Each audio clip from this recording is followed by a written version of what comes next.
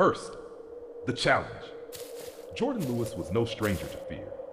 As a popular horror streamer, he had built his channel around daring challenges, exploring haunted places, playing cursed games, and summoning spirits on livestream. But no matter how terrifying his content seemed, he never truly believed in the supernatural. That changed on the night of his last livestream. During a routine Q&A session, a message appeared in his chat. "Do you dare to livestream from the Hale House?" A link followed, leading to an article about an abandoned house on the outskirts of town. According to legend, it once belonged to Margaret Hale, a woman accused of witchcraft in the 1800s.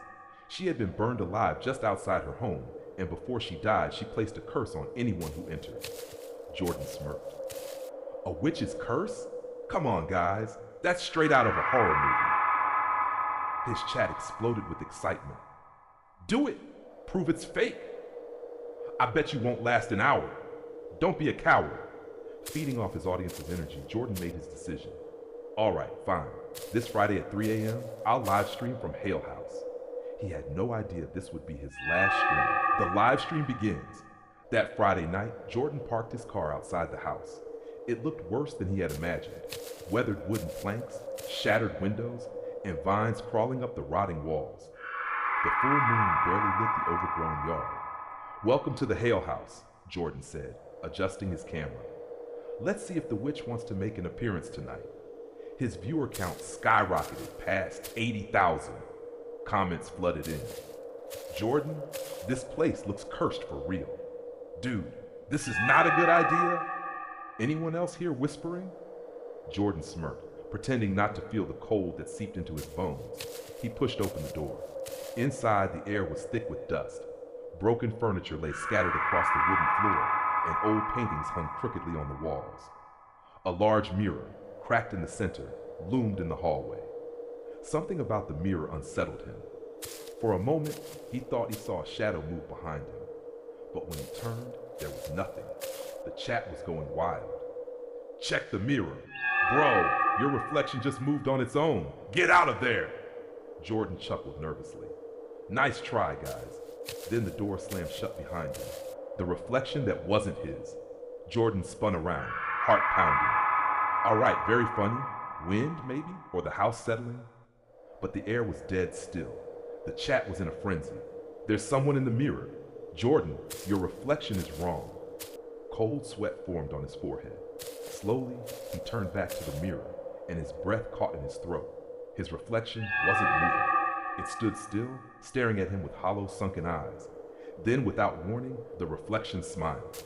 A slow, unnatural grin stretched across its face, wider than any human mouth should be able to go.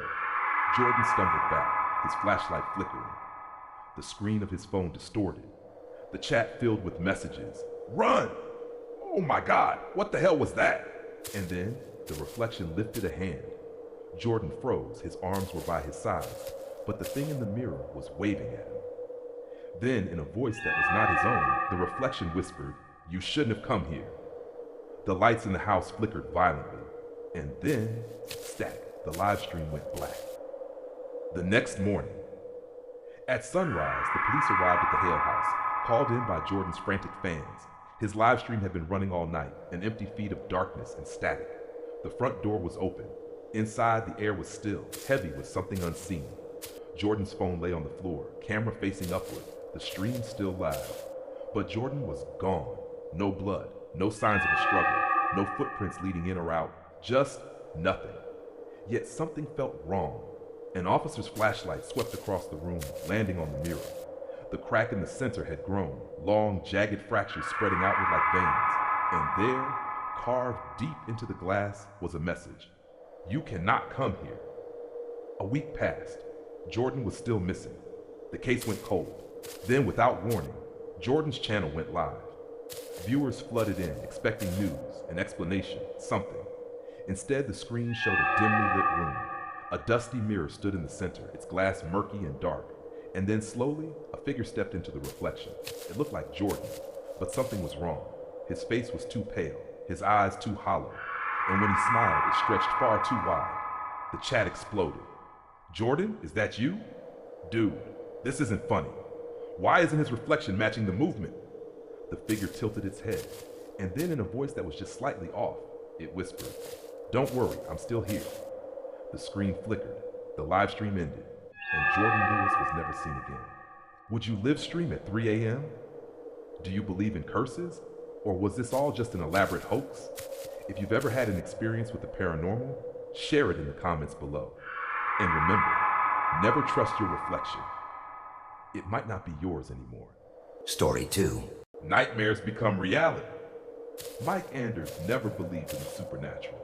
He was an ordinary man living alone in a quiet town in Oregon. His life was predictable: work, dinner, a few hours of television, and then bed.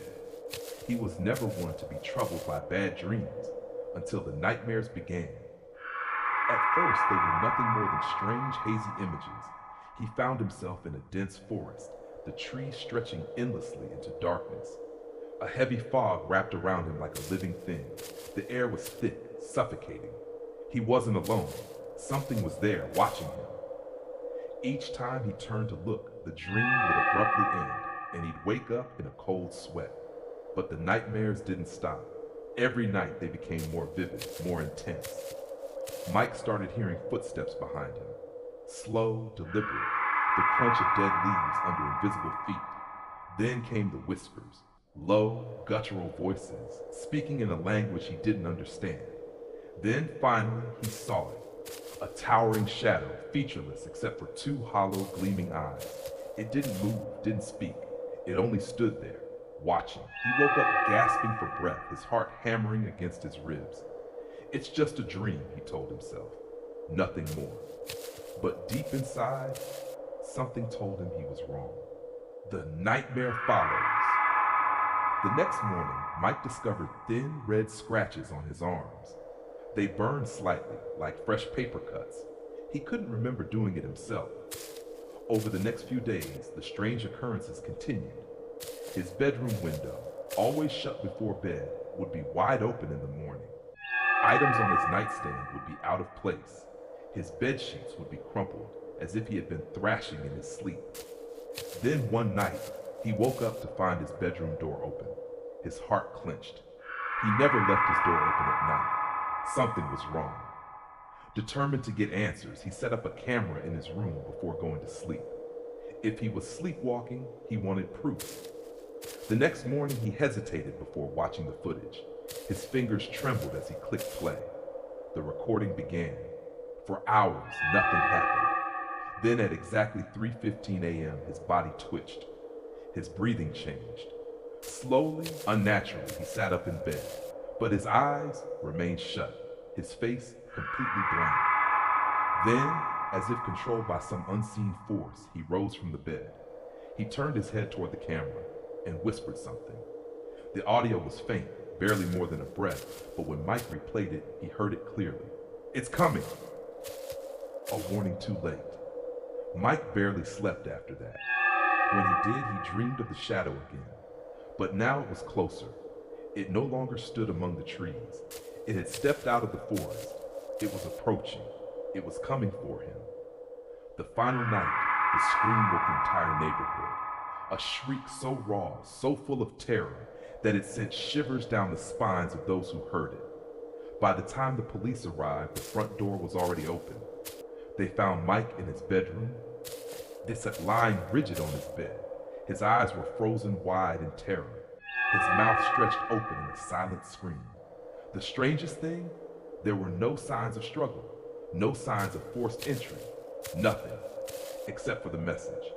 Scratched into the wall above his bed in jagged, uneven strokes was a single sentence: "Thank you for letting me in." The shadow never left. No one could explain what had happened. Doctors said it was psychological trauma, sleep paralysis, a mental breakdown. But those who entered Mike's room afterward all felt it, an overwhelming, suffocating presence, like something unseen was watching them. And then came the security footage. At precisely 3:15 a.m., the cameras outside Mike's house caught something. A dark figure, standing at his bedroom window, watching. And then, just before vanishing into the night, it turned and looked directly into the camera, as if it knew Someone was watching, and it smiled. You can't escape your nightmares. Do you believe dreams can be warnings? Or was it just a terrifying coincidence? If you've ever had a nightmare that felt too real, tell your story in the comments. And remember, keep your lights on when you sleep, because you might not be alone.